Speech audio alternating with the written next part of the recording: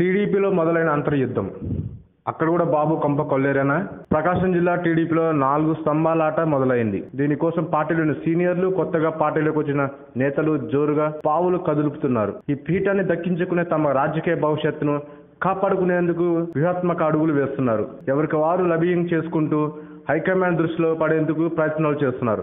రాజకీయ అవసరాల కోసం ఒకరు, గుర్తింపు కోసం మరొకరు, ఇలా ఎవరి అవసరాలు వారికి అన్నాచందంగా వ్యవహరిస్తున్నారు. హైకమాండ్ ఆశీస్సులు పొందేందుకు తీవ్రంగా శ్రమిస్తున్నారు. ప్రకాశంలో ప్రస్తుతం అధ్యక్షుడిగా వ్యవహరిస్తున్న దామచర్ల జనార్దన్ ఇంకొకసారి ఆ పోస్ట్ నిలబెట్టుకోవడానికి గట్టిగా ట్రై చేస్తున్నారు. కానీ జిల్లా నుంచి సీఎం సహాయ నిధికి వచ్చిన దరఖాస్తుల విషయంలో ఎమ్మెల్యే వ్యక్తిగత సహాయకులు అవినీతికి పాల్పడినట్టు సీఎం శశి దగ్గర స్పష్టమైన ఆధారాలు ఉండడంతో ఇంకా జనార్దన్ కి అధ్యక్ష పీఠం కష్టమే. ఇంక ఈ పోస్ట్ కోసం వినిపిస్తున్న 3 పేర్లలో మిగిలిన 3 2 వైసీపీ నుంచి వచ్చిన ఎమ్మెల్యేలు.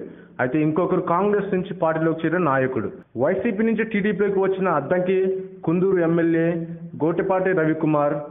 పొత్తుల రామారావు స్థానికంగా ఉన్న ఇబ్బందుల నేపథ్యంలో జిల్లా పగ్గాలు చేపట్టాలన్న ఆలోచనలో చేస్తున్నారు. ఈ ఇద్దరు తమ పరిచయాలు, ఆర్థిక వనరులు చూపి అధ్యక్ష పీఠం కోసం గట్టి ప్రయత్నాలు చేస్తున్నట్టుగా తెలుస్తుంది.